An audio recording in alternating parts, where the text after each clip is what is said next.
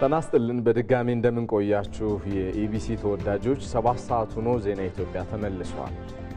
እስከ 8 ሰዓት ድረስ በምዕራፍ 2 ዜና ኢትዮጵያን እየመራን ኔሮዛ መኮንን ባልደረባይ ሰለሞን ኃይለ ኢየሱስ አብረናችሁ የምንዘልቅ ይሆናል። የሀገር ውስጥና የውጭ ትኩስ የሆኑ መረጃዎችን ይዘንላችኋል። አብራችሁን ቆዩ ግብዣችን ነው። አበይት ጉዳዮችን እንገራችሁ። በአፍሪካ ደረጃ ተወዳዳሪ መሆን የቻለ የአርቲፊሻል ኢንተለጀንስ ተቋም መገንባት መቻሉን ጠቅላይ ሚኒስትር አብይ አህመድ ገለጹ።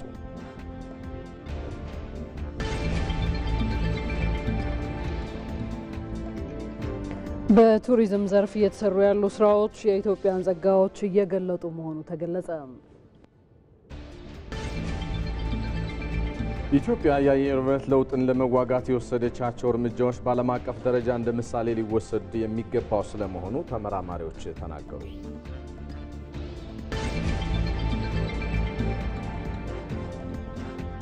ከውጪ ከመረጥንላችሁ ጉዳይ ዩክሬን ከሩሲያ ጋር አዲስ የእስረኞች ልውውጥ ለማድረግ እየሰራች እንደሆነ የዩክሬኑ ፕሬዝዳንት ቮሎዲሚር ዜሌንስኪ ተናገሩ።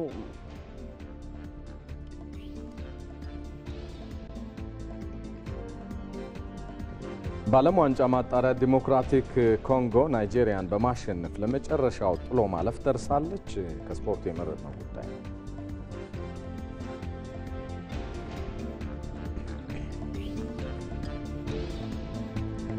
የተወደዳችሁ ዜና ኢትዮጵያችን ላይ ትገኛላችሁ። እንዳልናችሁ ቀደም ሲል የተለያዩ ርዕሰ ጉዳዮችን አንስተን ወደ እናንተ እናደርሳለን። ተጨማሪ ማብራሪያ የሚያስፈልጋቸው ጉዳዮችና መረጃዎችን በተመለከተ ደግሞ ሪፖርተሮቻችን ከተለያዩ የሀገሪቱ አካባቢዎች ተጨማሪ መረጃዎቻቸውን ይዘው መስመር ላይ የጠበቁን ነው። ማንን እናገኝ ማንን እንጠብቅ ወደ ኋላ ላይ በጥቂቱ እናስተዋውቃችሁ። በቀጥታ መስመራችን ላይ ህይወት አበበን በቅድሚያ እናገኛታለን። ህይወት የኢንተርኔት ንግድና ግብይት ስርዓት ማሳደግ እንደሚገባ የሰው ሀብት ልማት የስራ ስምሪትና ቴክኖሎጂ ጉዳዮች ቋሚ ኮሚቴ አሳስቧል። የኢኖቬሽንና ቴክኖሎጂ ሚኒስቴር የ2018 የመጀመሪያ ሩብ ዓመት የስራ አፈጻጸሙን ገምግሟል። እዛ ጉዳይ ላይ ተጨማሪ መረጃዎችን ወደ ኋላ ላይ ታደርሰናለች። የኢሚግሬሽንና ዜግነት አገልግሎት ባለፉት 3 ወራት ከ500 ሺህ በላይ ፓስፖርት ለተገልጋዮች ሰጥቻለሁ ብሏል። ይህን የተመለከተ ጉዳዮችና የበጀት ዓመቱን ሩብ ዓመት ቆይታ ምን ይመስል እንደነበረ ባልደረባችን ሳምሶን በላይ መረጃዎችን የሚያጋራን ይሆናል ከስፍራው። ወደ አፋር ሰመራ እናቀናለን። ሁሴን መሐመድ በቀጥታ መስመራችን ላይ አግኝተነዋል። በሙሰብ አንድ ማዕከል አገልግሎት በሰመራ ላይ ስራውን በዛሬው ዕለት ጀምሯል፣ ተመርቋል። ያንን በተመለከተ ወደ ኋላ ተጨማሪ መረጃዎች ያጋራናል። አስማረ ብርሃኑ አለ። ለክልሎች የሚደረጉ የድጎማም ሆነ የጋራ ገቢዎች ክፍልን ፍትሐዊነት ለማረጋገጥ ባለፉት 5 ዓመታት የተሰሩ ስራዎችን በተመለከተ የፌዴሬሽን ምክር ቤት ይፋ ያደረገው አንድ መረጃ አለ። እሱን እያጋራን ቆይታ ያደርጋል። እንዲሁም መሀሪ አለሙን በቀጥታ መስመራችን ላይ የተመለከትኩት ነው። ወደ ኋላ ላይ በአፋር ክልል ሊገነባ የታሰበው የሉሲ ሙዚየም ግንባታ በቅርቡ እንደሚጀመር የቱሪዝም ሚኒስቴር ገለጻ አድርጓል። ከዚሁ ጋር ተያይዞም የቱሪዝም ሁኔታው በተለይም እንደ ሀገር እየተሰሩ ያሉ ስራዎች የኢትዮጵያን አቅም የገለጡ ስለመሆናቸው በአጀንዳ ጉዳያችን አንስተናል። ስለዚህ ከዛም ጋር የተገናኙ መረጃዎችን የሚያደርሱን እንግዶችም እንደዚሁ ይዘንላችኋል። እናንተ ብቻ ከኛ ጋር ቆዩ፣ አብራችሁ ነው።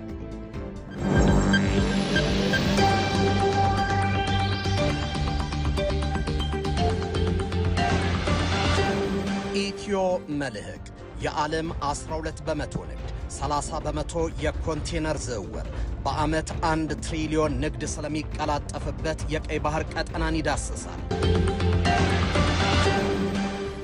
የዓለም ሀያላንና የመካከለኛ ደረጃ የኃይል ተሰላፊ ሀገራት የጦር ሰፈር በብዛት እየመሰረቱ ባሉበት፣ የሽብር ቡድኖች ቀጠናውን ለመቆጣጠር በሚጣደፉበት መልክዓ ፖለቲካ ከዛሬ 3 አስርት ዓመት በፊት ኢትዮጵያ የባህር በርም ወደብም ነበራት።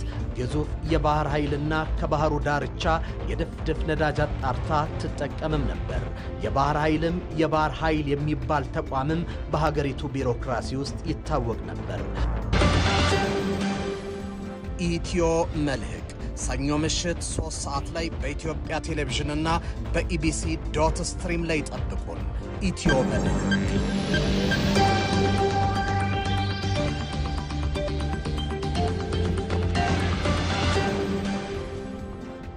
ተመልሰናል። የተወደዳችሁ ሁሉንም ዘገባዎች የተከታተላችሁ አብራችሁን ትዘልቁ በድጋሚ እንጋብዛለን። ቀዳሚ ወደ ሆነው ዜና እናልፋለን። በአፍሪካ ደረጃ ተወዳዳሪ መሆን የቻለ የአርቲፊሻል ኢንተለጀንስ ተቋም መገንባት መቻሉን ጠቅላይ ሚኒስትር አብይ አህመድ ገለጹ። ጠቅላይ ሚኒስትሩ የኢትዮጵያ አርቲፊሻል ኢንተለጀንስ ኢንስቲትዩትን የጎበኙ ሲሆን ተቋሙ ከተለያዩ ዘርፎች አገልግሎት ላይ የሚውሉ ውጤታማ ስራዎችን እየሰራ ስለመሆኑ ገልጠዋል። ዘጋቢያችን ወንደሰን አፈወርቅ ነው የተከታተለው። ዓለም በአርቲፊሻል ኢንተለጀንስ ወይም በሰው ሰራሽ አስተውሎት ዘርፍ ቀዳሚ ለመሆን እሽቅድምድም ላይ ነው። ይህ ዓለም በፍጥነት እየተለወጠበት የሚገኝበት ዘርፍ ለኢትዮጵያ እድገት ወሳኝ ነው የሚል አቋምን የያዙት ጠቅላይ ሚኒስትር አብይ አህመድ በእሳቸው ሀሳብ በምንጭነት ተቋም እንዲቋቋም አድርገዋል። ጠቅላይ ሚኒስትሩ ለሀገሪቱ ወሳኝ መሆኑንም በወቅቱ በዚህ መልኩ ነበር የገለጹት። አርቲፊሻል ኢንተለጀንስ ለሀገራችን ኢትዮጵያ በእጅጉ ከሚያስፈልጉ ኢንቨስት ማድረግ መከታተል መመራመር ከሚገባን የዘመኑ ቴክኖሎጂዎች ውስጥ ግንባር ቀደሙ ነው። አርቲፊሻል ኢንተለጀንስ የማይነካው ሴክተር የለም። በእርሻ አይተኬ ሚና አለው፣ በኢንዱስትሪ አይተኬ ሚና አለው፣ በጤና አይተኬ ሚና አለው፣ በሰርቪስ በትሬድ በየትኛውም ሴክተር ብትሄዱ አርቲፊሻል ኢንተለጀንስ በጣም እጅግ ግዙፍ የሆነ ጠቀሜታ ለኛ ይሰጣል። በ2013 ጠቅላይ ሚኒስትሩ ይህንን ከተናገሩበት ጊዜ ወዲህ በዘርፉ ኢትዮጵያ የምትጫወተውን ሚና ከፍ ለማድረግ የሚያስችሉ ስራዎች ተሰርተዋል። አሁን ተወዳዳሪ መሆን የሚችልም ተቋም ተገንብቷል። ኢትዮጵያ ይህንን ጠንካራ ተቋም መገንባት የቻለችው ታዲያ ሌሎች መንግስታት ስለ ጉዳዩ በቂ ግንዛቤ ባልጨበጡበት ወቅት ነው። መንግስታት በቅጡ ከኩባንያዎች ባሻገር በደንብ ተረድተው ፖሊሲ ሳያስቀምጡ ተቋም ሳይገነቡ ኢትዮጵያ ኤአይን ተገንዝባ በሰነዶቹ አስቀምጣ ፖሊሲ ነድፋ ተቋም ገንብታለች። እንደከዚህ ቀደሙ የበይ ተመልካች በርቀት ነገር ይሆን የምትናገር በርቀት ነገር ይሆን የምትሰማ ሀገር ግን አይደለችም። በቅርበት ሰብጀክት ማተሩን ተገንዝባ ልጆቿን አሰልጥና ውጤት ያያችበት ነው።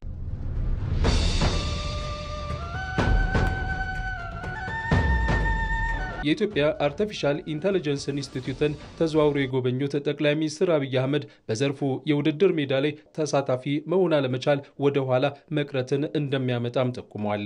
አርቲፊሻል ኢንተለጀንስ የሰው ልጅ የሚያስብበትን መንገድ ኢማጂን የሚያደርግበትን መንገድ ፖሲቢሊቲን የሚያይበትን መንገድ እየቀረጸ መጥቷል።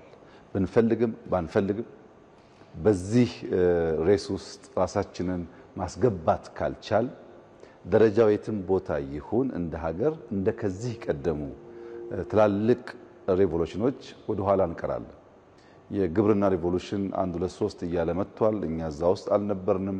በሬና ሰውን ማላቀቅ ሳትችል የኖረችበት ዋናው ምክንያት አዲስ ዕውቀት፣ አዲስ ልምምድ፣ አዲስ ፈጠራ ሲፈጠር ያንን ነገር ለማወቅ እና ለመከተል የነበረው ጉጉት፣ ዝግጁነት እና እሳቤ አናሳ ስለነበረ ጥሩ ተከታይ ለመሆንም አልቻለም። ለመተካከል ሳይሆን ጥሩ ተከታይ ለመሆንም በእጅጉ የቀረን ነበር። አሁን ተቀይሯል ሁኔታው። በኢትዮጵያ የተገነባው የአርቲፊሻል ኢንተለጀንስ ተቋም ለሌሎች አርአያ መሆን የሚችል ደረጃ ላይ መድረሱን የተናገሩት ጠቅላይ ሚኒስትሩ በተለያዩ ዘርፎች የሚታዩ ውጤቶችን ማስመዝገቡንም ተናግረዋል። በአፍሪካ ደረጃ ሊወዳደር የሚያስችል አሰራር ዘይቤን የሚከተል ተቋም ነው። በጣም በርካታ ፕሮዳክቶች አውጥቷል። በሄልዝ ሴክተር የጡት ካንሰር ልየታ ላይ በጣም ትልቅ ውጤት አምጥተዋል። ከሕክምናው ውጪ ግብርና ላይ ፕሮዳክቲቪቲን ለማሳደግ የሚያስችሉ በርካታ የልየታ አቅሞች በፕሮዳክት ደረጃ ገንብተዋል። በሰርቪስ ከወሰድክ የህዝባችን በከፍተኛ ደረጃ ከሚያማረረው ኮምፕሌን ከሚያደርግበት ኤሪያ አንዱ ሰርቪስ ነው። ሰርቪስ ውስጥ ደግሞ የጊዜ ብቻ ሳይሆን የገንዘብ አሻጥሮችም ስላሉበት እና መሶብ የሚባለውን ከ100 በላይ ሰርቪሶች ቨርቹዋሊ የሚሰጠውን ሲስተም የሰራው ኤአይ ነው። ብዙ ሚሊዮን ዶላር አትርፎልናል። ሲስተሙን በእኛ ልጆች የተገነባ ነው። ከሰርቪስ ውጭ ወደ ፋይናንሻል ኢንዱስትሪ ቢገባ ምሶ ፋይናንስ ከዚህ ቀደም በብዙ ሚሊዮን ዶላር የገዛነውን ኤፍኤምኤስ ሪፕሌስ እያደረገ ነው። በከስተም በሬቨኒው ኦቶሪቲ ብንወስድ ከፖርት ጀምሮ ያሉ ሎጂስቲክሶችን ትራክ ለማድረግ የሚያስችል ሲስተሞች ሰርተዋል። የኢትዮጵያ አርቲፊሻል ኢንተለጀንስ ኢንስቲትዩት ወጣቱ ላይ እየሰራ ያለው ስራ የሚበረታታ መሆኑን የገለጹት ጠቅላይ ሚኒስትሩ የመጣው ተጨባጭ ውጤት መንግስት ትውልድ ላይ መስራት እንዳለበት የሚያመላክት ነው ብለውታል።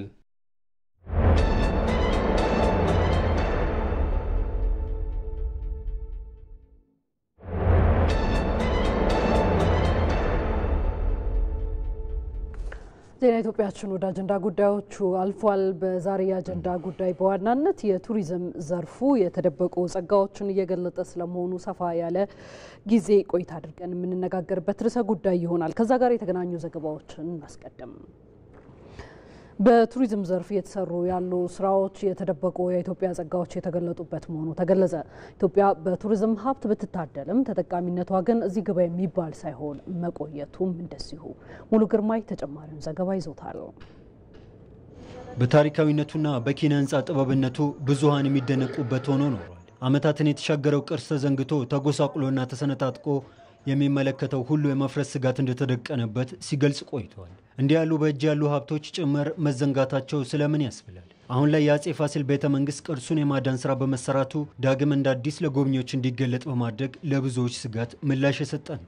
ከ30 ዓመት በፊት ጀምሮ አቀዋለሁ ይሄንን ቦታ ተጠገነ የሚለው ስም ያንስበታል። ዳግም ተወለደ ቢባል ተገቢ ይሆናል። በእርግጥ በመደመር መንግስት መጽሐፍ እንደተከተበው እንዲህ ያሉ ቅርሶችን እምቅ የጎብኚዎች መሰብ አቅም የሆኑትን እንደ ተራ ነገር አቧራ ለብሰው የተደበቁትን እንቁዎችን አቧራ አራግፎ ውበትን ገልጦ ማሳየት እየተሰራባቸው ካሉ ስራዎች ማሳያ የሚሆን ጭምር ነው። ልክ እንደ አጼ ፋሲል ቤተ መንግስት ሁሉ ትኩረት ተነፍጓቸው ከሰዎች አይን ጭምር ርቀው የተሸሸጉ የኢትዮጵያ የቱሪዝም ሀብቶች ተገልጠው ሲታዩ ከቁጭት ያለፈ ተስፋን የሰነቁ ሀቆች በአደባባይ ታይተዋል። ኢትዮጵያን ህብረ ቀለም ያላበሷት ታሪካዊ ባህላዊና ተፈጥሯዊ ሀብቶቿ የቱሪዝም ሙዚየም ቢያስብላትም የሚያንሳት አይደለም። ምድረ ቀደምት ያሰኟት ከከፍታዋ ዳሽን እስከ ዝቅታዋ ስፍራዋ ዳሎል በጉያው የያዘቻቸው የቱሪዝም መስህብ ስፍራዎች ቁጥር ስፍር የላቸውም። በዓለም ረጅሙ ወንዝ አባይ መገኛ ናት። የሰው ዘር መገኛ ያስባሏት እንደ ሉሲ ያሉ ቅርሶች የተገኙበት ታላቁ የምስራቅ አፍሪካ ስምጥ ሸለቆም አቋርጧት ይዘረጋል። ከሀገሪቱ ጥንታዊነት የሚመነጩ ድንቅ ቅርሶችና ጥንታዊ አምልኮ ቦታዎችና አብያተ መንግስታት የቱሪዝም ሀብቶች ናቸው። ጥንታዊ ከተሞች ታሪካዊ የጽሑፍ ቅርሶች ባለቤት ጭምር ናት። ለብዙ ዘመናት በባህላዊና ሃይማኖታዊ በሆነ መልኩ ሲከወን የኖሩ የጎብኚዎችን ትኩረት የሚስቡ ትዕይንቶች ህብራዊነቷን ያሳያሉ። የህዝቦችን ትስስር የሚያሳድጉ ባህልና ቅርስን ለመጠበቅ የሚረዱ ሁነቶችም ተጠቃሽ ናቸው። ዩኔስኮ ድንቅነታቸውን የመሰከረላቸውን የኢትዮጵያ ቅርሶች በመመዝገብ ሀገሪቱን ከአፍሪካ ሀገራት ከፊተኞቹ አድርጓታል። እንደ ሀገር ሌሎች ብዙ ሀገራት ሰብሰብ ብለው የተደምረው ሊኖራቸው የሚችላቸው ሀብት ኢትዮጵያ ብቻዋን ያዘችው። በቀላሉ በቁጥር ለመዘርዘር የሚታክቱ የቱሪዝም ሀብቶች መገኛ ነች ኢትዮጵያ። ስለምን ከዘርፉ መጠቀም ተሳናት የሚለው የብዙሃን ጥያቄ ሆኖ የዘለቀ ለዘመናትም ምላሽ ያላገኘ ሆኖ ኖሯል። የኢትዮጵያ ቱሪዝም ዘርፍ ካለው አጠቃላይ ሀገራዊ ኢኮኖሚ ከ0.5 በመቶ ያልዘለለ ሆኖ ቆይቷል። ኢትዮጵያ ከአፍሪካ ሀገራት ቅርሶቿን በዩኔስኮ በማስመዝገብ ከቀዳሚዎቹ ተርታ ብትሆንም ከዘርፉ በመጠቀም ግን ከአብዛኞቹ አናሳ የቱሪዝም ጸጋ ከያዙ ሀገራት ጭምር ወደ ኋላ መቅረቷም በተቃርኖ እንድትቆም አድርጓታል። ለምንድነው ኢትዮጵያ በጣም ይሄ ሁሉ የተፈጥሮ ሀብት እያለ ታሪክ እያለ ዳይቨርስ የሆነ ባህል እያለ ለምንድነው ቱሪስቶች መጥተው ኢትዮጵያን የማይጎበኙት የሚል ሰፊ ጥያቄ ይነሳል። የማይጎበኙት የነበረው ብዙ ቱሪስት የማይመጣው ምክንያት አንዱ እንዲህ አይነት ለቱሪስቶች አስፈላጊ የሆኑ ፋሲሊቲዎች፣ የመዝናኛ ቦታዎች፣ ማረፊያ ቦታዎች በቀላሉ ከቦታ ቦታ መንቀሳቀስ የሚያስችሉ ሁኔታዎች ስላልነበሩ ነው። በዓለም በቱሪዝም ዘርፍ አንቱታን ያተረፉት እንደ ፈረንሳይ ያሉ ሀገራት ዘርፉን እንደ አይን ብሌናቸው ይጠብቁታል። በካምፓስ ፍራንስ ድረገጽ በተገኘው መረጃም 100 ሚሊዮን ዓለም አቀፍ ጎብኚዎች በፈረንጆቹ 2024 የሳበችው ፈረንሳይ 71 ቢሊዮን ዩሮ በማስገባትም ለኢኮኖሚዋ ጀርባ አጥንት ሆኖ ያገለግላል። በጠቅላላውም የሀገር ውስጥ ጎብኚዎችን ሲጨምር 266 ቢሊዮን ዩሮ ለሀገሪቱ ኢኮኖሚ ያበረክታል። ይህም በሀገራዊ ጠቅላላ ምርቷ 10 በመቶ ገደማውን ይጠቀልላል። አሳዛኙ እውነታ ግን በፈረንጆቹ 2024 ፈረንሳይን የጎበኟት 100 ሚሊዮን ዓለም አቀፍ ጎብኚዎች ሲሆኑ በአንጻሩ የጠቅላላው የአፍሪካ ሀገራት ድምር 74 ሚሊዮን መሆኑም በፋርዘር አፍሪካ ድረገጽ ላይ ሰፍሮ ይገኛል። አሁን ላይ በዘርፉ ያሉ ትብታቦችን በመበጣጠስ ሀብቶችን ገልጦ ለጎብኚዎች ምቹ የማድረግ የኢትዮጵያ አካሄድ ዘርፉን ለሀገሪቱ የኢኮኖሚ ምሰሶ ውስጥ አንዱ እንዲሆንም ያለመ ነው። የኢትዮጵያን የቱሪዝም አቅም በመገንዘብ ከአምስቱ የሀገሪቱ ምሰሶዎች ውስጥ አንዱ የተደረገው ቱሪዝም ለኢትዮጵያ ተጨማሪ አቅም እንደሚፈጥርላት የተጀመሩ ስራዎች ማሳያ ናቸው። ለዚህም ይመስላል መደመር ከምናብ የሚጀምር አሻግሮ ተመልክቶ ተስፋን የሚዘራ ዛሬን ከትንሹ የሚጀምር ዘላቂና ማይነትብ አድርጎ የሚሰራ ፍልስፍና መሆኑ ከታየባቸው ዘርፎች መካከል የቱሪዝም ኢንዱስትሪ ዋነኛ መሆኑም በመደመር መንግስት መጽሐፍ የተገለጸው ጅማሮውን ከአዲስ አበባ 4 ኪሎ ቤተ መንግስት አድርጎ አዳዲስ የጎብኚዎች መዳረሻ ልማት፣ ገበታ ለሀገር ገበታ ለትውልድ በሚሉ ተነሳሽነቶች በተለያዩ የሀገሪቱ ስፍራዎች ተዳርሰዋል። የኢትዮጵያን የቱሪዝም አቅሞችን የገለጡት ስራዎች ለዘርፉ እንደ ተምሳሌት የሚወሰዱ ናቸው። እነዚህ የገበታ ፕሮጀክቶች አንዱ መሰረታዊ ዓላማቸው ያላየናቸውን ሀብቶቻችን ገልጠው ማሳየት ነው።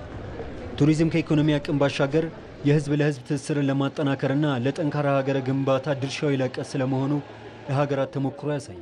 የኢትዮጵያም የቱሪዝም ጸጋዎችን ማልማትና ማስተዋወቅ ትርጉሙ የጎላ የሚያደርገውና በብዙ አመክንዮችም የታጀበ በመሆኑ ነው።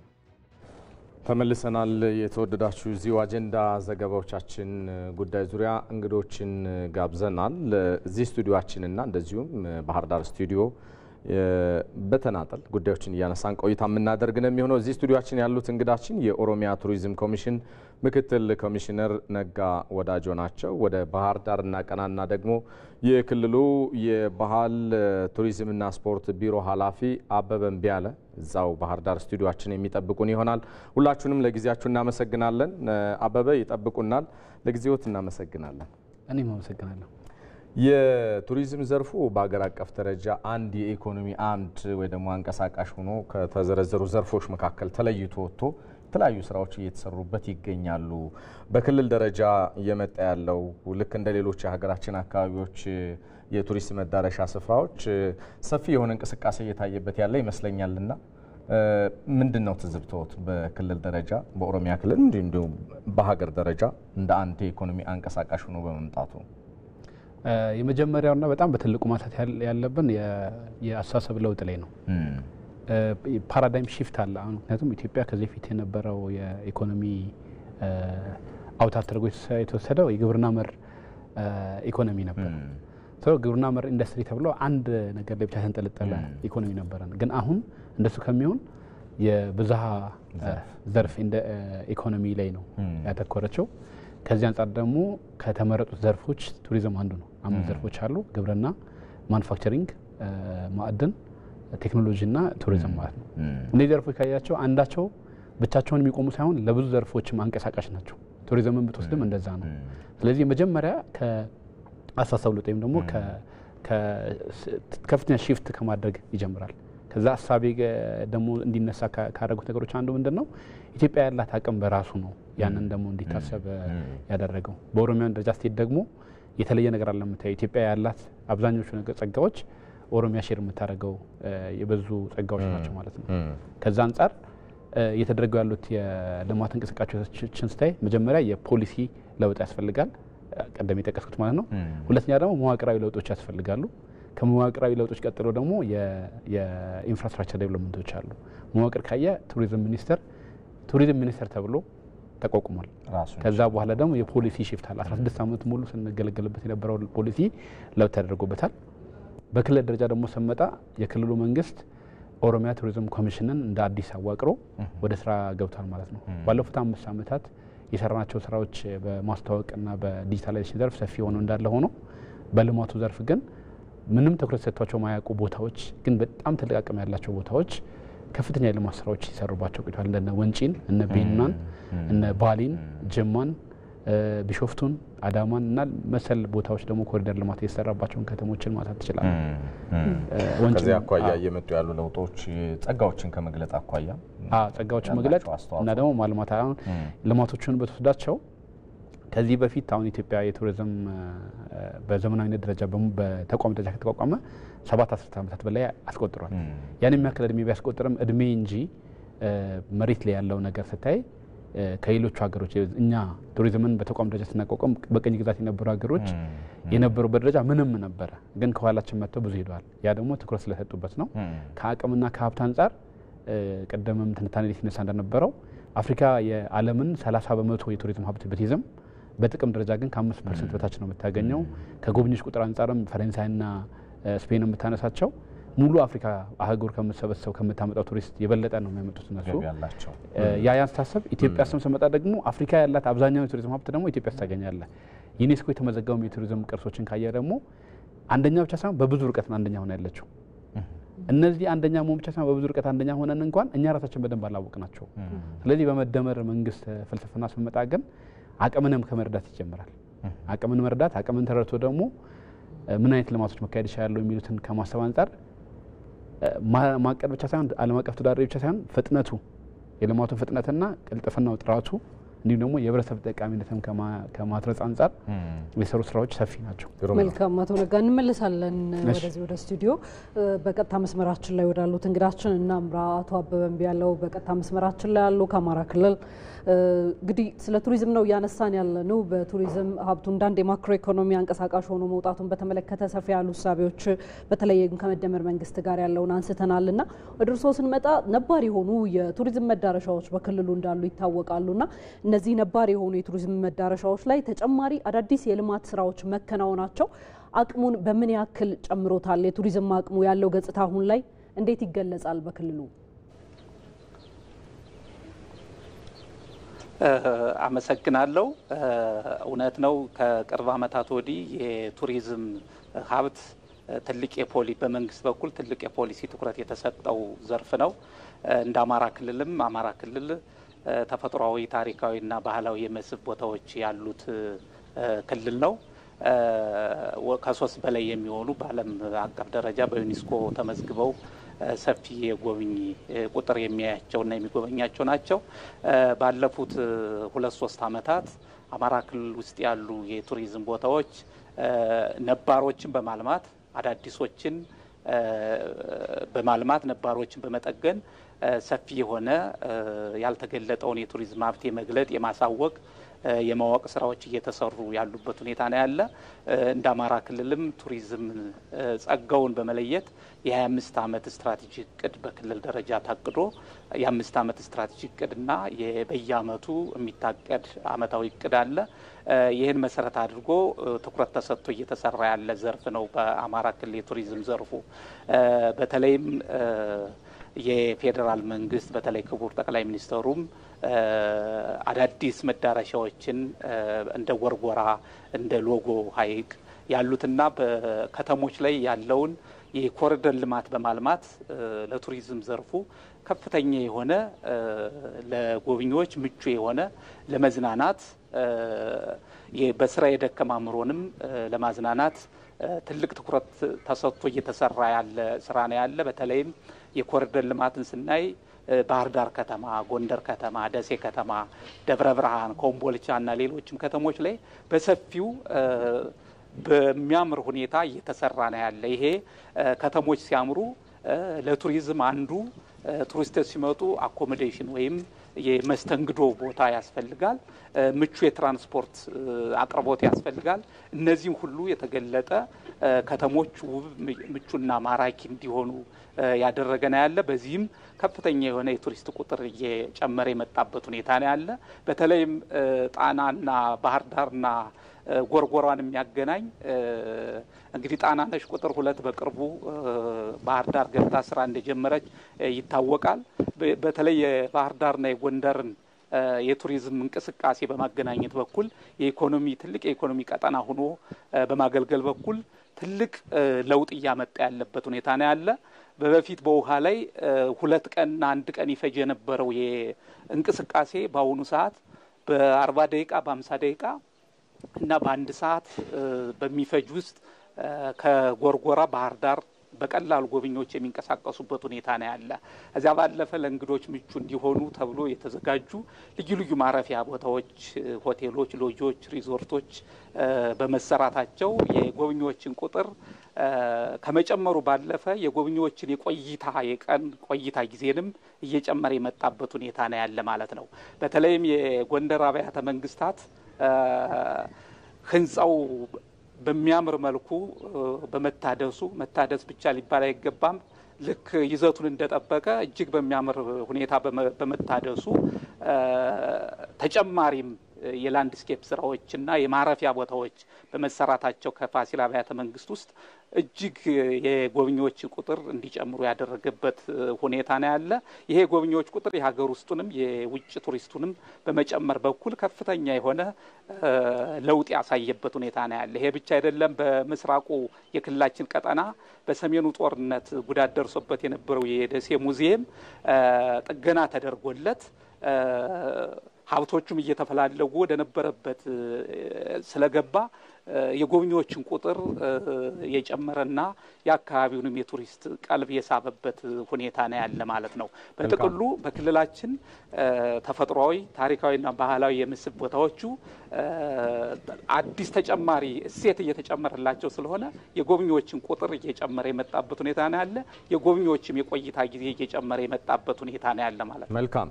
የአማራ ክልል ባህል ቱሪዝምና ስፖርት ቢሮ የህዝብ ግንኙነት ኃላፊ አበበ እምቢያለ ለጊዜዎት በጣም ነው የምናመሰግነው። መልካም ጊዜ ይሁን። ከነጋው ደርሶ ልመለስ። ይሄን የመጨረሻ ጥያቄ ነው የምናደርገው አጥራ አድርገው በተለያዩ ክልሎች የቱሪዝም ወይ ደግሞ የቱሪስት መዳረሻ ስፍራዎች በጣም ዓለም አቀፍ ደረጃቸውን በጠበቀ መንገድ መገንባታቸው ለኢትዮጵያ አዳዲስ ነገር ነው፣ አዲስ ምሳሌ ነው ተብሎ ነው የሚታሰበው። ቀደም ሲል እንዳነሱትና ለቱሪዝም ሀብቱ በኢኮኖሚው ላይ ሊሰጠው የሚችለው ጉልበት ምንድነው ቢባል ምን ማለት ይቻል ይሆን? በጣም ጥሩ። አሁን ቀደም እንደማነጻጸሪያ ሀገራትን ስናነሳ ነበር። ምንድነው የሆነው? መሰረተ ልማቶችን በስፋት ማስፋት መቻሉ። አሁን መስህብ መኖር ብቻ አይደለም። አንድ መዳረሻ ለመሆን የሚያስፈልጉ ነገሮች አሉ። አንደኛው መስህብ ነው። መስህቡን እግዚአብሔር ሰጠን አለ፣ ህዝቡም ጠብቆ አቆየው። ያን መስህብ ግን አንደኛ መረዳት ያስፈልጋል። ከዛ ያን መስህብ ደግሞ ተደራሽነት ወይ ደግሞ አክሰሲቢሊቲ ያስፈልጋል። ያ ምንድነው? የመንገድ፣ የአየር እንዲሁም ደግሞ ሌሎች የቴክኖሎጂ መሰረተ ልማቶችን በማስፋፋት እዛ ቦታ እንድንደርስ ማድረግ ነው። ቀጥሎ ምን አለ? አሜኒቲስ ያስፈልጋል። ለቱሪስቶች የሚያስፈልጉ ምቹ ሁኔታዎች መፍጠር አለብን። ለምሳሌ እዛ አካባቢ መጸዳጃ ቤት አለ ወይ? ማረፊያ ቦታዎች አሉ ወይ? ለቱሪስቶች መገልገያ የሚሆኑ ነገሮች አሉ ወይ? መመገቢያ ቦታ፣ ሻይ መጠጫ ቦታዎች፣ የቪው ፖይንቶች አሉ ወይ? ምክንያቱም እኛ ጋር ላንድስኬፓችን በጣም ያምራል። ከዛ ሲቀጥል ቱሪስቱ ቆየ። ከዛ ምን አይነት አክቲቪቲዎች ደግሞ አሉ? አክቲቪቲ ደግሞ በጣም ኢምፖርታንት ነው። ቱሪስቱን ሊያቆይ የሚችል ቱሪስቱን ደግሞ ሊያዝናና የሚችል ከዛ ጋር ግንኙነት እንዲፈጠር ሊያደርግ የሚችል ምን አለ? ለምሳሌ አሁን ጀልባዎች፣ ሀይቅ ካለ ጀልባ ካለ ኢንፍራስትራክቸርም ፈጠርክ፣ አክሰስም ፈጠርክ፣ አክቲቪቲም ጨመርክ ማለት ነው። አሁን ቱሪዝም ፕሮዳክት የሚለው ቱሪዝም ምርት የምንለው እንደ ፋብሪካ ምርት ኮንክሪት የሆነ ደግሞ እጅ ይዘህ የምትሄደው አይደለም። የቱሪዝም ፕሮዳክት ወይም ምርት የምንለው ልምድ ነው፣ ኤክስፒሪየንስ ነው የሚሸጠው። ስለዚህ እነዛን አክቲቪቲዎች በጣም ማብዛት ያስፈልጋል። ከዛ ሲቀጥል ምን ያስፈልጋል? አኮሞዴሽን ያስፈልጋል። አኮሞዴሽን ደግሞ ማረፊያ ቦታ ማለት ነው። ስለዚህ ደረጃውን የጠበቁ ምቹ መኝታ ቤቶች ያስፈልጋሉ ማለት ነው። ከዚህ አንጻር ስንመዝን የኢትዮጵያ ቱሪዝም ባለፉት ዓመታት እንዴት ነበር ብለን ካሰብን ብዙዎቹ ነገሮች የሚያሟላ ባለመሆኑ ምክንያት ቱሪስት ቢመጣ እንኳን ቱሪስቱን ሊያቆይ የሚችል አቅም አልፈጠርንም። አሁን የተደረገ ያሉት ልማቶች በጥራት በፍጥነት እና ደግሞ በተደራሽነት ካየነው እና በህብረተሰብ ጠቃሚነት ካየነው ብቻውን ሳይሆን ቱሪዝም እየሰራ ያለው አሁን ሌሎችንም የቱሪዝም የኢኮኖሚ ዘርፎች እያንቀሳቀሰን ያለው አንድ ቱሪስት ከመነሻ ቦታው መጥቶ እዚህ ደርሶ ሲመለስ የሚያወጣው እያንዳንዱ አንዳንድ ብር ቢያንስ 50 ቢዝነሶችን ይነካል እና በጣም ኮምፕሌክስ ቫልዩ ቼን አለው ማለት ነው ቱሪዝም። ያ ስለሆነ አንደኛ አረዳዱና አሳቢው ትክክለኛ መሆኑን ቲክ ማድረግ አለብን። ከዛ ሲቀጥል ደግሞ የቱሪዝም መሰረተ ልማቶቹ በየቦታው መስፋፋታቸው የቱሪዝም ቁጥር የቱሪስቶችን ቁጥር መጨመር ቆይታቸውን ማብዛት ከዛ የሚገኘውን ገቢ ማግኘት ብቻ ሳይሆን ኢሜጅ አገሪቷን ገጽታ ከመገንባት አንጻር እንኳን ትልቅ አስተዋጽኦ አለው። ከዛ ሲቀጥል ደግሞ ሶፍት ዲፕሎማሲንም እንዲሁ ከማስፋት አንጻር ሰፊ ስራ እየሰራን ያለው አሁን ወንጪ እንደምሳሌ ላንሳለና ልጨርስ። ወንጪ ላይ የገበታ ለሀገር ፕሮጀክት ሰርቶ ከተጠናቀቀ ወደ አገልግሎት ሲገባ እዛ ያሉት ማህበራት በወር በአማካይ እያንዳንዱ ሰው ማለት ማህበር አባላት በአማካይ 20 ሺህ እና ከዛ በላይ ብር እያገኙ ነው ያሉት። እንግዲህ የቱሪስቱ ቁጥር ቢጨምርና አክቲቪቲዎቹ ከዛ በላይ መስፋት ቢችሉ ከዚህ ፊት እንግዲህ አንድ 20 ሺህ ብር 20 ሺህ ብር ኔት የሚያገኝ ተቀጣሪ የት ልታገኝ ይችላል? ትክክል ነው። እንግዲህ ይህንን በሌሎቹ መዳረሻ ቦታዎች ያለሟቸውባቸው ቦታዎች ያሉትን ነገሮች ማየት ነው የሚቻለው ማለት ነው።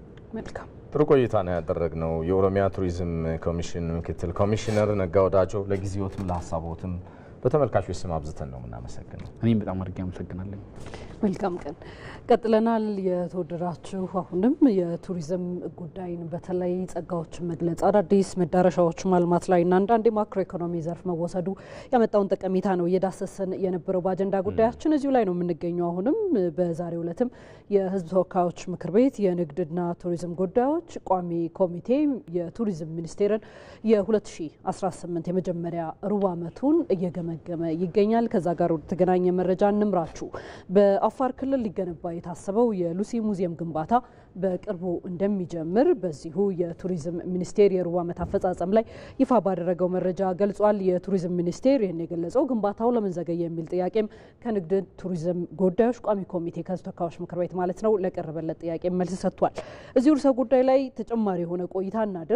ሪፖርተራችን መሀሪ አለሙ ይህንን የምክር ቤቱን ቆይታ ሲከታተል ቆይቷል። ስለዚህ ከዛ ጋር የተገናኙ መረጃዎች እንዲያደርሰን በቀጥታ መስመራችን ላይ አግኝተነዋል። እንዴት ቆይተሃል መሀሪ? እንግዲህ የቱሪዝም ሚኒስቴር የሩብ ዓመቱ በተለይ ያከናወናቸው ተግባራት ምንድናቸው በሚል ነው የተነሳው። ከቋሚ ኮሚቴው ሊሻሻሉ ሊስተካከሉ ይገባል የተባሉ ጉዳዮችም ከተነሱ አብረህ አንሳልን እስኪ።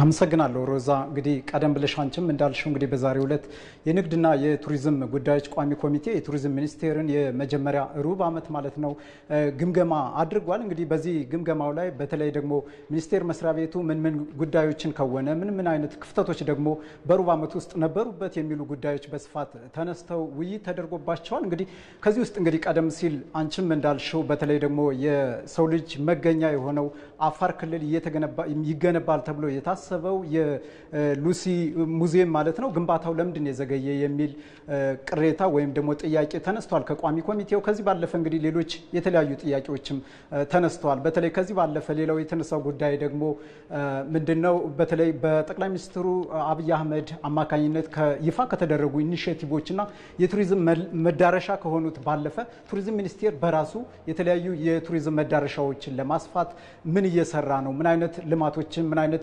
የቱሪዝም መዳረሻዎችን መዳረሻ እንዲሆኑ ለማድረግ እየከወነ ነው የሚል ነገርም ሌላው የተነሳለት ጥያቄ ነው። ከዚህ ባለፈ እንግዲህ የተለያዩ ቱሪስቶች ወደ ኢትዮጵያ ይመጣሉ። እነዚህ ቱሪስቶች የቆይታ ጊዜያቸው እንዲራዘም ቱሪዝም ሚኒስቴር ምንድነው እየከወነ ያለው ነገር የሚል ነገርም እንግዲህ የተነሳ ጉዳይ ነው። እንግዲህ በአጠቃላይ በዛሬው ዕለት እነዚህ ጉዳዮች እና ሌሎችም ጉዳዮች ከተነሱ በኋላ እንግዲህ የቱሪዝም ሚኒስቴር ሰላማዊት ካሳና የጽህፈት ቤት የቢሮ ኃላፊዎች ምላሽና ማብራሪያ ሰጥተዋል። እንግዲህ በዚህ ምላሻቸው ላይ እንግዲህ በተለይ ወደ አፋር ክልል ይገነባል የተባለውን ስንመለከት እንግዲህ የጨረታ ቀጣይ ሳምንት ጨረታ ይወጣለታል። እንግዲህ ግንባታው የሙዚየሙ ግንባታ በቅርቡ የሚጀምር ይሆናል የሚል ነገር የተነሳ ጉዳይ አለ።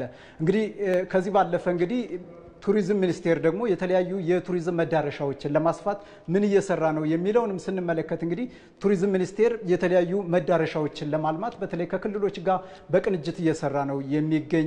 ይህንንም ክልሎች ባሉበት እዛው የተፈጥሮ ሀብቶችንም በመጠቀም መዳረሻ እንዲሆን ለማድረግ የተለያዩ ተግባራትን እየፈጸመ ነው የሚል ነገር አለ። እንግዲህ ከዚህ ጋር በተገናኘ እንግዲህ ማጠቃለያ ወይም ደግሞ አቅጣጫውን ስንመለከት እንግዲህ ቋሚ ኮሚቴው የሰጣቸው አቅጣጫ በቀጣይ መከወን አለባችሁ የሚባል ነገር የተሰጠ አቅጣጫ አለ። ይሄ እንግዲህ ስንመለከት የመጀመሪያው ህብረተሰቡ አሁንም የመልማት ጥያቄዎችን እያቀረበ ነው። በተለይ ከቱሪዝም ዘርፍ ጋር በተገናኘ እንግዲህ የኔ አካባቢ ቱሪዝም መታየት አለበት መተዋወቅ አለበት የሚል ነገር ጥያቄ እየቀረበ ነው። ይህንን በምን መልኩ ከበር ልታደርጉ ወይም ደግሞ ሽፋን ልትሰጡ አስባችኋል የሚል ነገርም ሌላው አቅጣጫ ተሰጥቶበታል። ይህንን በስፋት እንደሚሰሩ እንግዲህ ሚኒስትሯ ገልጸዋል። ከዚህ ባለፈ እንግዲህ ቱሪዝም እንደ አንድ ኢንቨስትመንት ተደርጎ ይወሰዳል።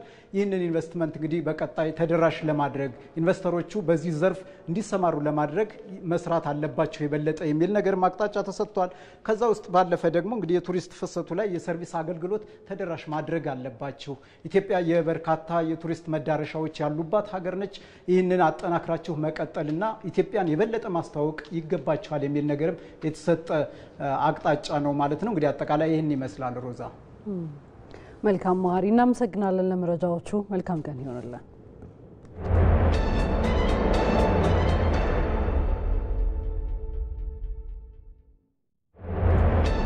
በቀጥታ ስርጭት እየተከታተላችሁት የምትገኙት ዜና ኢትዮጵያ አሁንም እንደቀጠለ ነው የሚገኘው። ከባልደረቦቻችን ጋር የሚኖረን የቀጥታ መስመር ቆይታም አሁንም በዘገባዎቻችን የሚያቆያችሁ ይሆናል።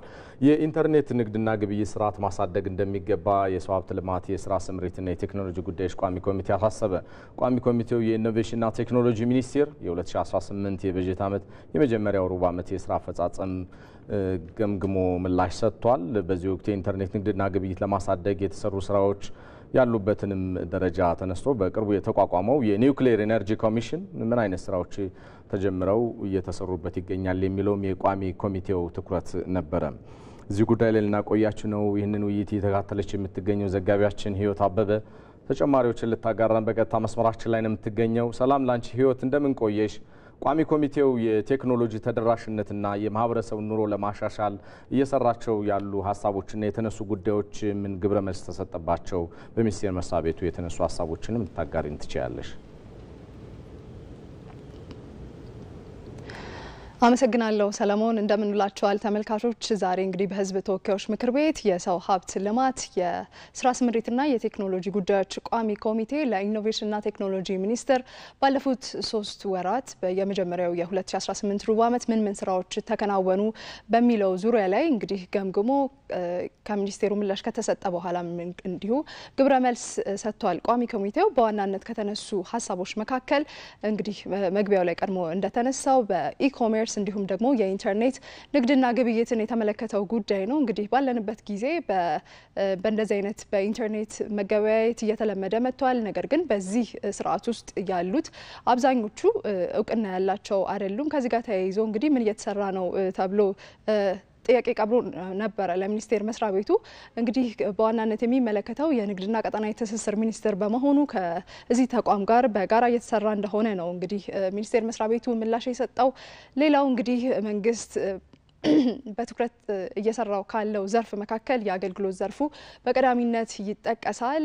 እንግዲህ ይህንን ዘርፍ ለማዘመን በርካታ ስራዎች ተከናውነዋል ባለፉት ዓመታት።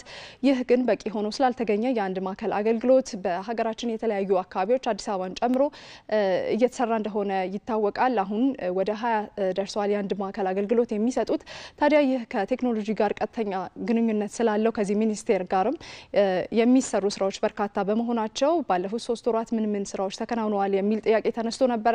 ከዚህ ጋር ተያይዞ እንግዲህ እነዚህ ማዕከላትን የክትትልና የድጋፍ አገልግሎት እያቀረበ እንደሚገኝ ሚኒስቴሩ ገልጿል። ሌላው እንግዲህ በስፋት የሚነሳው የኔትወርክና የሲስተም ችግር አለ። እንግዲህ አብዛኛው ማህበረሰብ በዚህ ምክንያት እየተጉላላ እንዳለና ቅሬቶች እንዳሉም ተነስቷል። ወደ ዲጂታላይዜሽን መምጣቱ ጥሩ ነገር ሆኖ ሳለ ነገር ግን እነዚህ ውስንነቶች አሉ። በዚህ ላይ ምን ስራዎች ተከናውነዋል ተብሎ ተነስቶ ነበረ።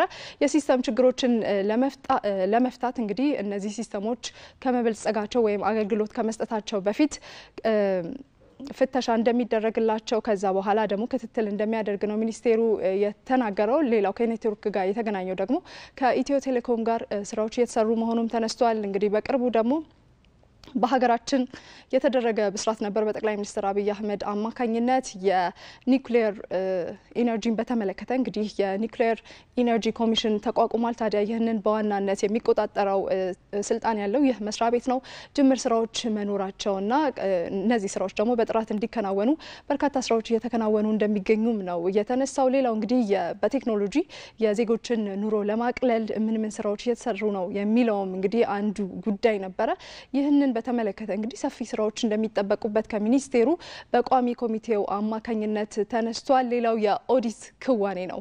እንግዲህ ባለፈው አመት በነበረው አሰራር ውስጥ የኦዲት ክዋኔ ክፍተት እንደነበረበት ሚኒስቴሩ ተነስቶ ነበረ። ነገር ግን ይህንን ሙሉ በሙሉ ተቀብሎ የአሰራር ስርዓት ክፍተት መኖሩን አምኖ በዚህ ላይ እየሰራ እንደሚገኝም እንግዲህ ከሚኒስቴር የመጡ የስራ ኃላፊዎች አብራርተዋል። ለሰዓቱ ያለኝ መረጃ ይሄ ነው። ባልደረባችን ህይወት አበበ በገታ መስመራችን መረጃዎችን ስላጋራሽ እናመሰግናለን። ሰናይ ጊዜ ይሁንልሽ። በቀጥታ ሪፖርተሮቻችንን አግኝተን ተጨማሪ መረጃዎች የምንጠይቅባቸው ጉዳዮች እንደቀጠሉ ናቸው። የኢሚግሬሽንና ዜግነት አገልግሎት ባለፉት 3 ወራት ከ500 ሺህ በላይ ፓስፖርት ለተገልጋዮቹ መስጠቱን አስታውቋል። የውጭ ግንኙነትና ሰላም ጉዳዮች ቋሚ ኮሚቴ የኢሚግሬሽንና የዜግነት አገልግሎት የ2018 በጀት ዓመት የአንደኛ ሩብ ዓመት እቅድ አፈጻጸምን ገምግሟል። ይህንን ጉዳይ ሲከታተል የቆየው ሪፖርተራችን ሳምሶን በላይን በቀጥታ መስመራችን ላይ አግኝተናል።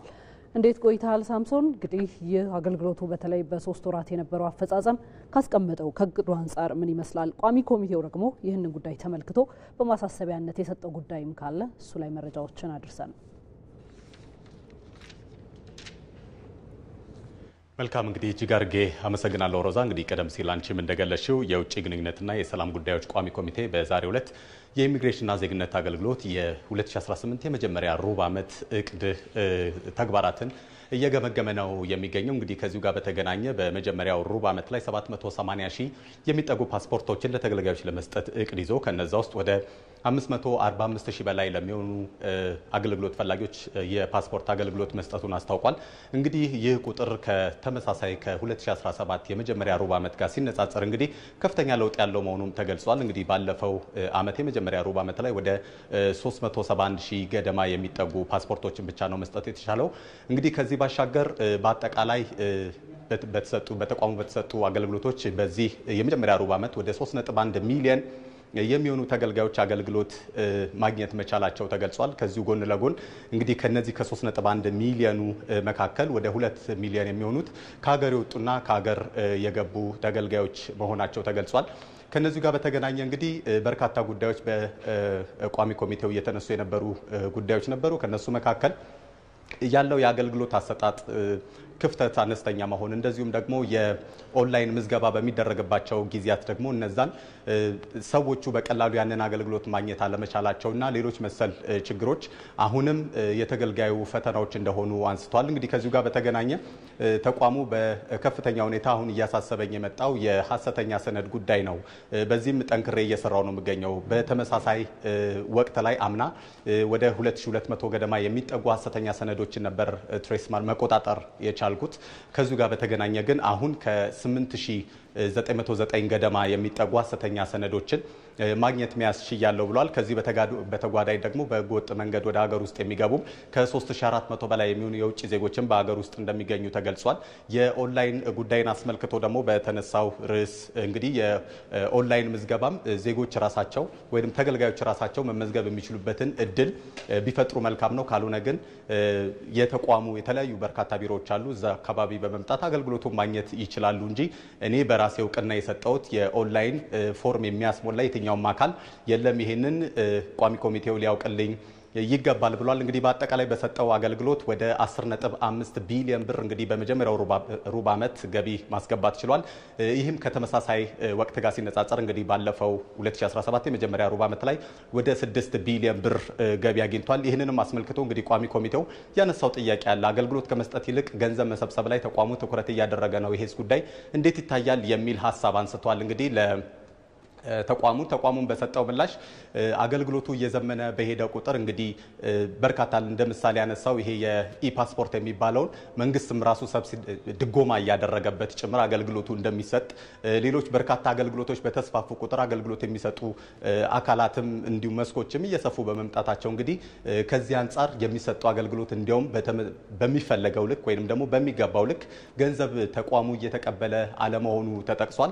እንግዲህ ከዚህ ባሻገር በአጠቃላይ በሀገሪቱ ላይ እየተደረጉ የሚገኙ የዚህ የፓስፖርት አሰጣጥ ሂደትን እንዲሁም ደግሞ ሌሎች የገቢ ወጪ የይለፍ ቃልን በርካታ አገልግሎቶችን ከማዘመን አንጻር እንግዲህ ተጨማሪ ማዕከላትንም በመክፈት በቅርቡ የተወሰኑ አካባቢዎች ላይ የተለያዩ አገልግሎቶች እንደሚሰጡ ተገልጿል። እንግዲህ ከነሱ መካከል በጎዴ፣ ሚዛን አማን፣ አርባ ምንጭ፣ ወላይታ፣ ጎንደር፣ ወልዲያ፣ ደብረ ብርሃን፣ ባሌ፣ መቱና ነቀምት አካባቢዎችም እንደዚሁ ተገልጋዮች ባሉበት አካባቢ እዚህ አዲስ አበባ ወይንም ሌሎች የተወሰኑ አካባቢዎች ላይ የሚሰጠው አገልግሎት በርካታ ሰዎች በብዛት እዛ አካባቢ እንዲገኙ፣ ትርምሶች እንዲኖሩ፣ ለጎጦች እንዲዳረጉና እንግልት እንዲፈጠር እየተደረገ ከመሆኑ አንጻር በእነዚህ ቀደም ሲል በጠቀስኳቸው አካባቢዎችም አገልግሎቱን ከመስጠት አንጻር እንግዲህ ሰፊ እንቅስቃሴ እየተከናወነ ነው። በቅርብም አገልግሎት እንደሚጀምር ነው የተጠቀሰው። እንግዲህ ለሰዓቱ ይችን መረጃ እናደርስና በቀጣዩ የዜና ወጃችን ላይ ተጨማሪ መረጃዎችን ይዘን የምንመለስ ይሆናል። ሮዝ እናመሰግናለን። ሳምሶን መልካም ቀን።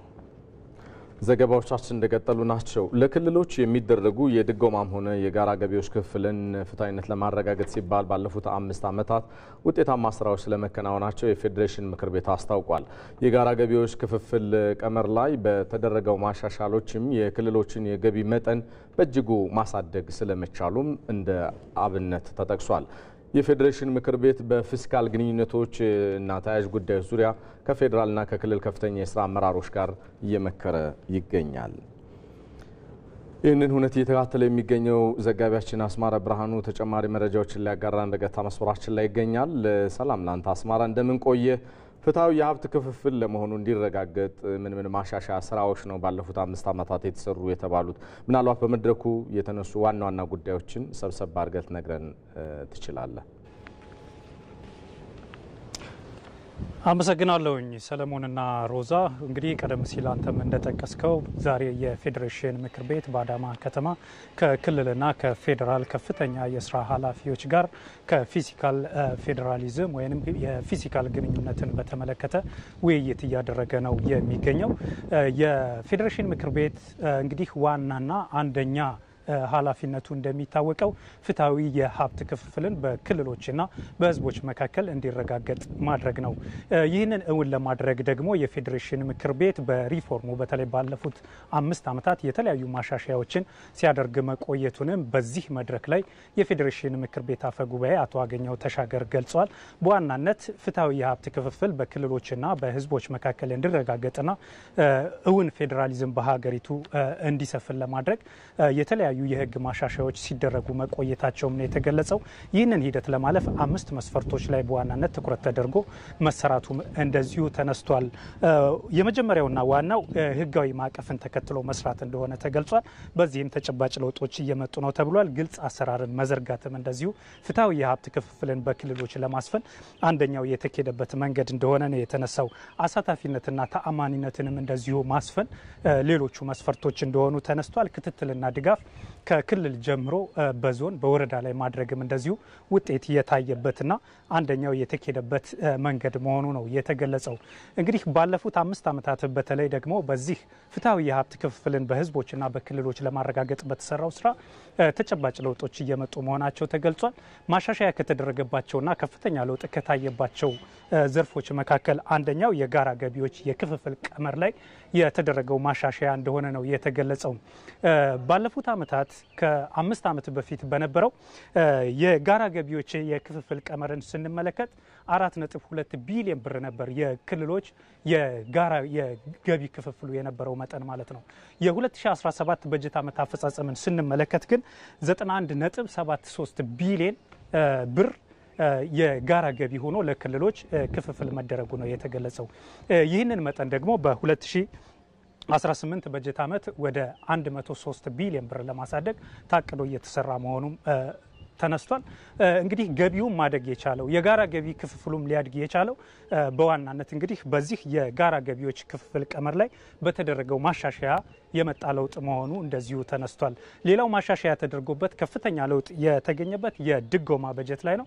የድጎማ በጀት ከዚህ በፊት ለክልሎች እንዲሁ በዘፈቀደ የድጎማ በጀት በፌዴሬሽን ምክር ቤት ውሳኔ ይከፋፈላል እንጂ ለምን ዓላማ፣ ለምን መሰረተ ልማት ግንባታ፣ ለምን አይነት የልማት ስራዎች ይውላል የሚለው ነገር በዝርዝር አይገለጽም ነበር። አሁን ላይ ግን ለምን ዓላማ ነው የድጎማ በጀቱ የሚውለው፣ ለምን መሰረተ ልማት ግንባታ ይውላል የሚለው በዝርዝር ታውቆና ተፈቅዶ የሚለቀቅ በመሆኑ የድጎማ በጀቱ እንዲያድግ የማድረግ ለታለመለት ዓላማም እንዲውል የማድረጉ ስራ ከፍ እያለ መምጣቱ ታውቋል። በዚህም በ2017 በጀት ዓመት 215 ቢሊዮን ብር የድጎማ በጀት ለክልሎች እንዲከፋፈል መደረጉ ተገልጿል።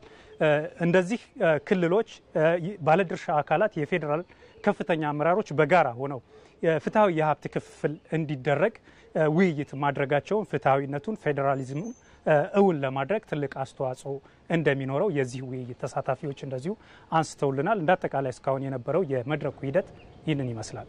ባልደረባችን አስማራ ብርሃኑ በቀጥታ መስመራችን መረጃዎችን ስላጋራህን እናመሰግናለን። መልካም ቀን። ቀጥለናል። በአፋር ክልል ኮራ የአንድ ማዕከል አገልግሎት ተመርቆ ለአገልግሎት ክፍት ሆኗል። የአፋር ክልል ርዕሰ መስተዳድር አወል አርባና የሲቪል ሰርቪስ ኮሚሽን ኮሚሽነር ዶክተር መኩሪያ ኃይሌ የአፋር ኮራ የአንድ ማዕከል አገልግሎትን መርቀው ለአገልግሎት ክፍት አድርገዋል። ይህንን ጉዳይ ተጨማሪ የሆነ ማብራሪያ እንጠይቅበታለን። ሪፖርተራችን ሁሴን መሐመድ ከአፋር ከሰምራ በቀጥታ መስመራችን ላይ አግኝተነዋል። ከሱ ጋርም ቆያለን። እንዴት ውለሃል? በተለይ ቀደም ሲል እንዳልነው ማለት ነው በአፋር ክልል የተመረቀው ኮራ የአንድ ማዕከል አገልግሎት ምን ምን ጉዳዮችን በውስጡ አካቷል? አመሰግናለሁ ሮዛና ሰለሞን። በአፋር ክልል በዛሬው ዕለት መሶብ የአንድ ማዕከል እንዲሁም ደግሞ ኮራ የተሰኘ የአንድ ማዕከል አገልግሎት ተመርቆ ለአገልግሎት ክፍት ሆኗል። በዚህ መርሃ ግብር ላይ የአፋር ክልል ርዕሰ መስተዳድር አወል አርባ፣ የሲቪል ሰርቪስ ኮሚሽን ኮሚሽነር ዶክተር መኩሪያ ኃይሌ እና እንዲሁም ደግሞ የከተማና መሰረተ ልማት ሚኒስቴር የሆኑት ወይዘሮ ጫልቱ ሳኒ ተገኝተው ይህንን ማዕከል አስመርቀው እንግዲህ ስራ አስጀምረዋል። በዚህ መርሃ ግብር ላይ እንግዲህ እንደሚታወቀው ኮራ ማለት በአፋር ማህበረሰብ ዘንድ ብዙ በርካታ ሰዎች አንድ ላይ ተሰባስበው የሚመገቡበትና በተለይ ደግሞ ለእንግዶችና ለክብር የሚቀርብ የባህላዊ ምግብ የሚቀርብበት እቃ ነው።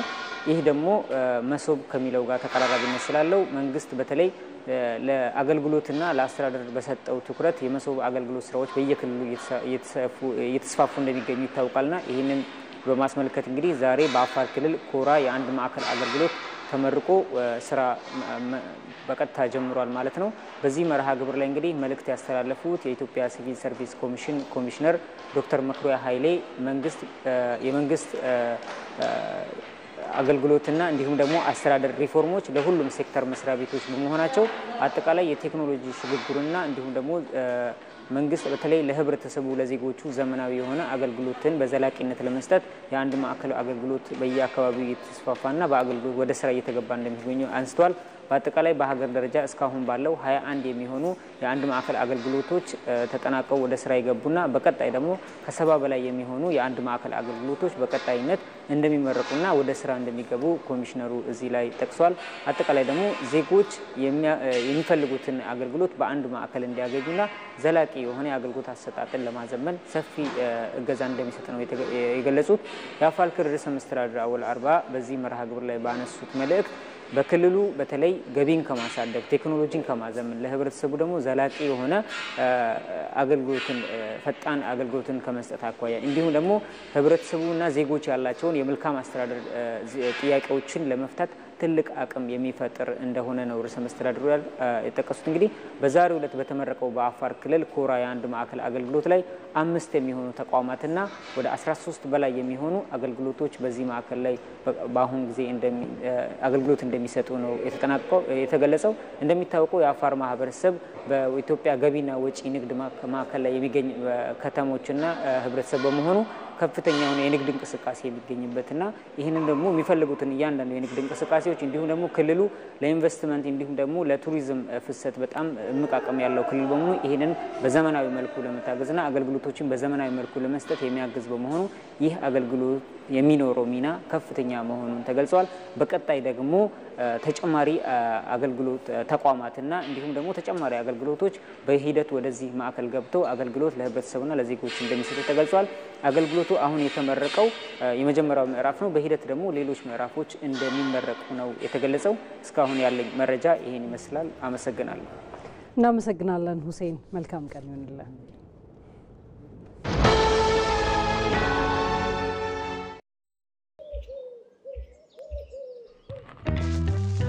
ቆይ አንዴ እንዳትሄድ ጠብቀኝ። የሲቪ ቪዛ ካርድ አዝዤ መምጣት ብቻ ነው።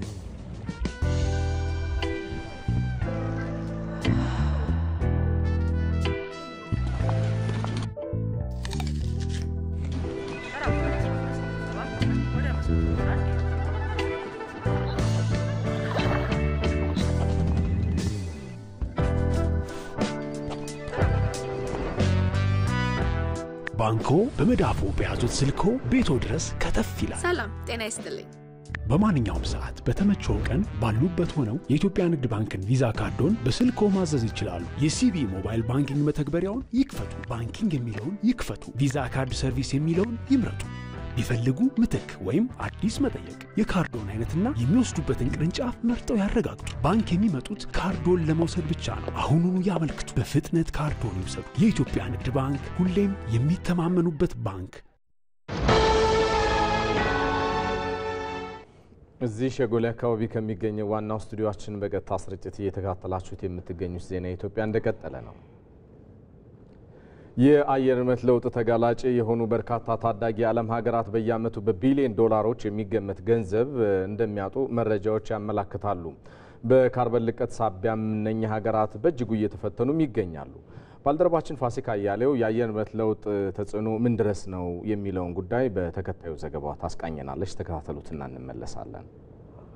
ጎርፍ፣ ከፍተኛ ዝናብና አውሎ ነፋስ፣ በሌላ በኩል ደግሞ የውሃ እጥረት፣ ድርቅና አካባቢን ጥሎ እስከ መሰደድ የሚያደርስ የምግብ እጥረት፣ እነዚህ ሁሉ ፈተናዎች የአየር ንብረት ለውጥ ተጽዕኖ ያመጣቸው ናቸው።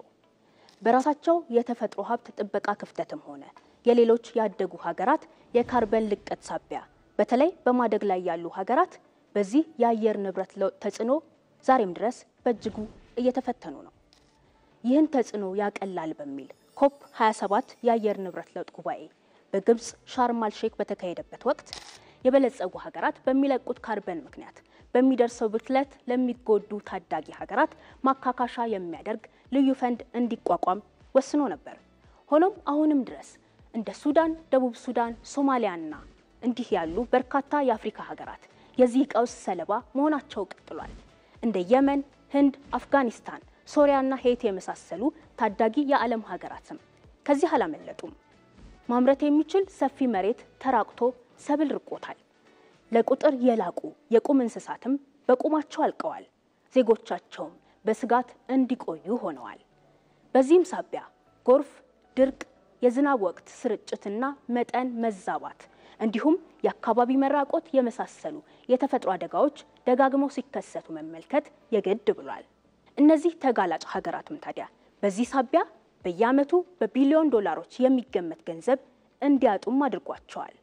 የዓለም የአየር ንብረት ለውጥ ተጽዕኖ ስጋት ደረጃ ትንተና እንደሚያሳየው እንደ አውሮፓውያን አቆጣጠር ከ1993 እስከ 2022 በዓለም ላይ በየዓመቱ ከ765 ሺህ በላይ ሰዎች በከፍተኛ የአየር ንብረት ለውጥ ምክንያት የሚከሰቱ ችግሮች ሳቢያ ህይወታቸውን እንዲያጡ አድርጓቸዋል። ከዚህ በቀጥተኛ ሁኔታ የታጣው ገንዘብ ሲሰላ ደግሞ 4.2 ትሪሊዮን ዶላር የሚገመት ነው። እንደ አውሮፓውያን አቆጣጠር ከ1980 እስከ 2023 ያለውን ብንመለከት እንኳ ኢኮኖሚውን 860 ቢሊዮን ዶላር የሚገመት ገንዘብ እንዲያጣ አድርጎታል። ይህ በዚህ የሚቀጥል ከሆነ በሚቀጥሉት ጥቂት ዓመታት ውስጥ የሚያስከትለው ኪሳራ በአመት እስከ 400 ቢሊዮን ዶላር የሚደርስ መሆኑንም መረጃዎች የሚያሳዩት። ችግሩን በዘላቂነት ለመቋቋም ታዲያ ታዳጊ ሀገራት የሚያደርጉት ትብብር መጠናከር አስፈላጊ ቢሆንም ይህ ግን ብቻውን በቂ እንዳልሆነ በርካቶች ይስማሙበታል።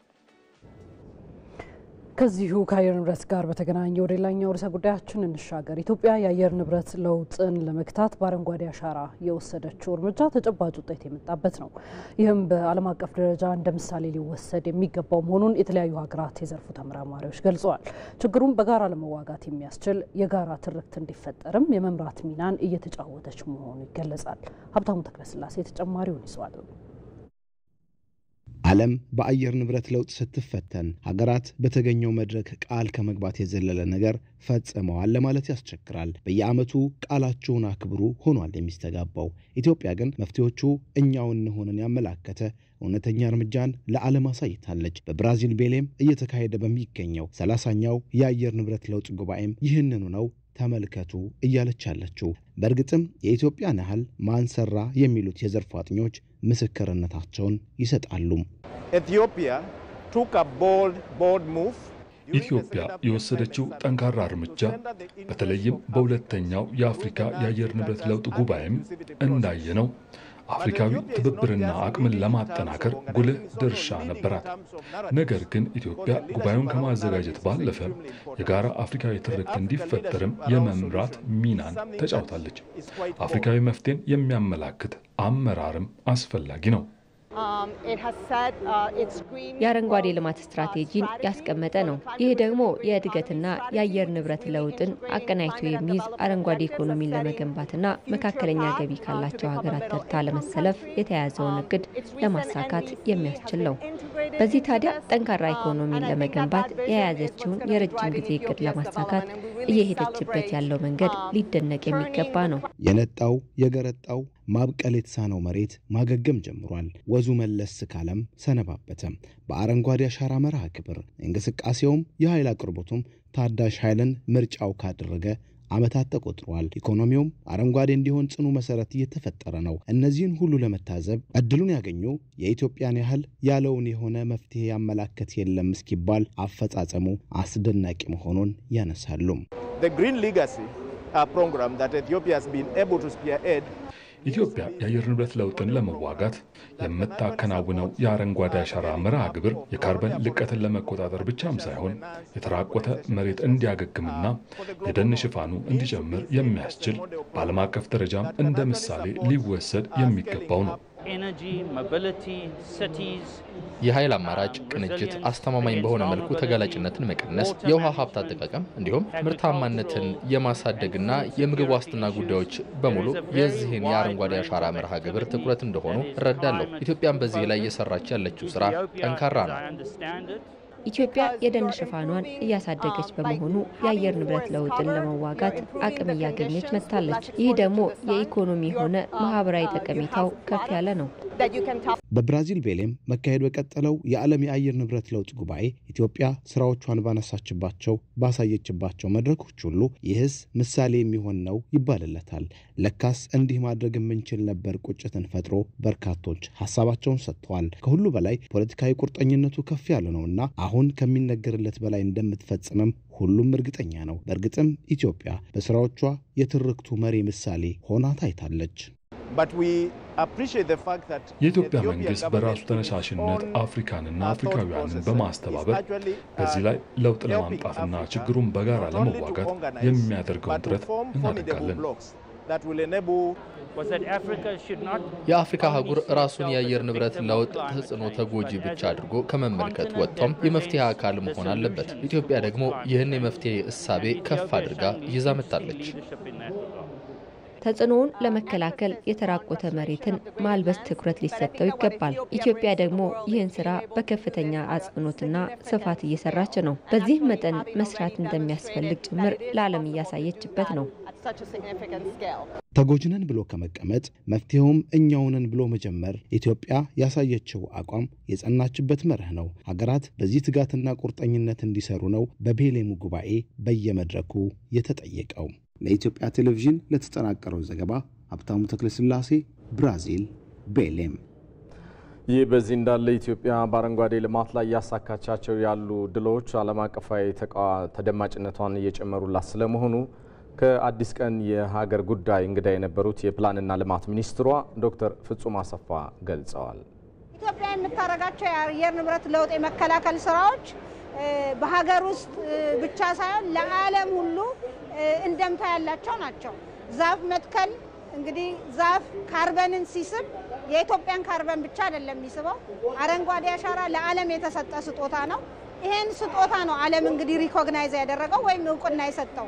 በዚህም እውቅና መስጠቱን እንግዲህ እንደ ሽልማት ያደረገው ኮፕ 32ን ኢትዮጵያ እንድታዘጋጅ በሙሉ ድምጽ ተስማምቷል ማለት ነው። ይሄ ትልቅ ድል ነው ለኢትዮጵያ። በኢትዮጵያ የደን ልማት የካርበን ልቀት ቅነሳ መርሃ ግብር ብሔራዊ አስተባባሪ የሆኑት ዶክተር ይተብቱ ሞገስ በበኩላቸው የኢትዮጵያ የደን ሽፋን እየጨመረ መምጣቱን አብራርተዋል። በአጠቃላይ እንግዲህ የነበረን ደን ወደ 27 ሚሊዮን የሚገመት ነበር። ከጊዜ ወደ ጊዜ ግን ጭማሪ እያሳየ እንደሆነ መረጃዎች እያሳዩን ነው። በተለይ አሁን ባለፉት 5-6 ዓመት ውስጥ በሳተላይት መረጃ ትንተና አቅም ገንብተን እንደ ሀገር እዚች ምድር ላይ በእያንዳንዱ ሄክታር መሬት ላይ የሚካሄደው እርሻ፣ ደኑ፣ ሁሉ ነገር መመልከትና ሞኒተር ማድረግ ከጀመረበት ጊዜ ጀምሮ የሚያሳየው ምንድነው? ኢትዮጵያ አይ ቲንክ አዳዲስ ደኖችን እየፈጠረች እንደሆነ፣ ይህም ደግሞ እንግዲህ ከአረንጓዴ አሻራው ጋር ይገናኛል የሚል እንግዲህ ነው ሀሳቡ ያለው። ኢቲቪ የዜና ኢትዮጵያችንን እየተከታተላችሁ ትገኛላችሁ። ከኢትዮጵያ ቴሌቪዥን ወደ ውጪ ርዕሰ ጉዳያችን ተሻግረናል። ዩክሬን ከሩሲያ ጋር አዲስ የእስረኞች ልውውጥ ለማድረግ እየሰራች እንደሆነ የዩክሬኑ ፕሬዚዳንት ቮሎዲሚር ዜሌንስኪ ተናገሩ። የሁለቱ ሀገራት ጦርነት አሁንም እንደቀጠለ ባለበት ወቅት ዩክሬን ከሩሲያ 1200 በላይ እስረኞችን ለማስለቀቅ በድርድር ላይ እንደሆነችም ተገልጿል። ሂሩት እምቢያለ ተጨማሪውን ይዛለች። ከ3 ዓመት በላይ ያስቆጠረው የሩሲያና ዩክሬን ጦርነት በሁለቱም ሀገራት ላይ በህይወትና ንብረት ላይ ውድመት ማስከተሉን ቀጥሏል። ጦርነቱን ለማስቆም አሜሪካና ቻይናን ጨምሮ በርካታ ወዳጅ ሀገራት ጣልቃ ገብተዋል። የአሜሪካው ፕሬዝዳንት ዶናልድ ትራምፕ ከዩክሬኑ ፕሬዝዳንት ቮሎዲሚር ዜሌንስኪ ጋር በዋይት ሀውስ እንዲሁም ከሩሲያው ፕሬዝዳንት ቭላዲሚር ፑቲን ጋር በአላስካ ያደረጉት ውይይት ውጤት ያመጣል ተብሎ በበርካቶች ዘንድ ተስፋ ተጥሎበት ነበር። ነገር ግን ጦርነቱ የእጅ አዙር ጦርነት ጥቃትና ሩሲያን የማዳከም ተግባር ነው ያለችው ሩሲያ የሰላም ድርድር ለማድረግ ዝግጁ አልነበረችም። በሁለቱ ሀገራት መካከል የተፈጠረው መካረርም አሜሪካና የተቀሩትን ምዕራባውያን ሀገራት ከዩክሬን ጎን ተሰልፈው ሩሲያን እንዲያወግዙ አድርጓቸዋል። የተባበሩት መንግስታትን ጨምሮ ምዕራባውያን በርካታ ማዕቀቦችን ሩሲያ ላይ በመጣል ላይም ናቸው። ጦርነቱ ባልቆመበት በአሁኑ ወቅትም የዩክሬኑ ፕሬዝዳንት ቭላዲሚር ዜሌንስኪ ከሩሲያ ጋር 1200 አዲስ የእስረኞች ልውውጥ ለማድረግ ዩክሬን እየሰራች እንደሆነ ተናግረዋል። ፕሬዝዳንቱ የብሔራዊ ደህንነት ኃላፊውን ገልጸው በኤክስ ገጻቸው ላይ እንዳሰፈሩት ድርድሩ መሻሻል ያሳየ በመሆኑ የጦር እስረኞች ልውውጥ እየተጠባበቅን ነው ብለዋል። በእርግጥ ሁለቱ ሀገራት የጦር ምርኮኞች ልውውጥ ሲያደርጉ ይህ የመጀመሪያው ባይሆንም ይህ የእስረኞች ልውውጥ በፍጥነት እንዲፈጸም በርካታ ውይይቶችና ድርድሮች በተከታታይ እየተካሄዱ መሆኑም ተጠቁሟል። ይህ በእንዲህ እንዳለ በሁለቱ ሀገራት መካከል በቀጠለው ጦርነት ትናንትና ሩሲያ 176 ድሮኖችንና ሌሎች ሚሳኤሎችን ማስወንጨፏን የዩክሬን አየር ኃይል አስታውቋል። የዩክሬን ኃይሎች በበኩላቸው ከተተኮሱ 176 ድሮኖች 139ን ማክሸፋቸውን ገልጸዋል። የሩሲያ መከላከያ ሚኒስቴር በበኩሉ ሩሲያ በአንድ ሌሊት ከዩክሬን የተላኩ 57 ድሮኖችን መታ እንደጣለችም አስታውቋል። በተጨማሪም የሩሲያ ወታደሮች የምስራቅ ዩክሬን ክልል የሆኑ 2 መንደሮችን መምታታቸውም ተገልጿል። ለመረጃ ምንጭነት አልጀዚራና ቢቢሲን ተጠቅመናል። በመጨረሻም በዓለም ዋንጫ ማጣሪያ ዲሞክራቲክ ኮንጎ ናይጄሪያን በማሸነፍ ለመጨረሻው ጥሎ ማለፍ ደርሳለች። ዲሞክራቲክ ኮንጎ በመጨረሻው የኢንተር ኮንፌዴሬሽን ጥሎ ማለፍ በዓለም ዋንጫ የመሳተፍ እድሏን የምትወስን ይሆናል። የተወደዳችሁ ከቀኑ 6 ሰዓት ጀምሮ እስከ 8 ሰዓት ድረስ በዜና ኢትዮጵያችን በሁለት ምዕራፍ ተከታትሎ ወደ እናንተ ሲደርስ ነበር። ይህን ይመስላል። ያያችሁትን ያህል ነው። አጠናቀናል። ሮዛ መኮንን፣ የሰለሞን ኃይለ ኢየሱስ ዳይሬክተራችን አማን ዛሬ አብሮን ቆይቷል። እናመሰግናለን። ተረኛ አዘጋጇ መታሰቢያ ደረጀ፣ የካሜራ የቴክኒክ ክፍል ተቆጣጣሪ መሐንዲሶቻችንም አብረውን ነበሩ። እናመሰግናለን። በያላችሁበት ሰናይ ጊዜ ይሁን።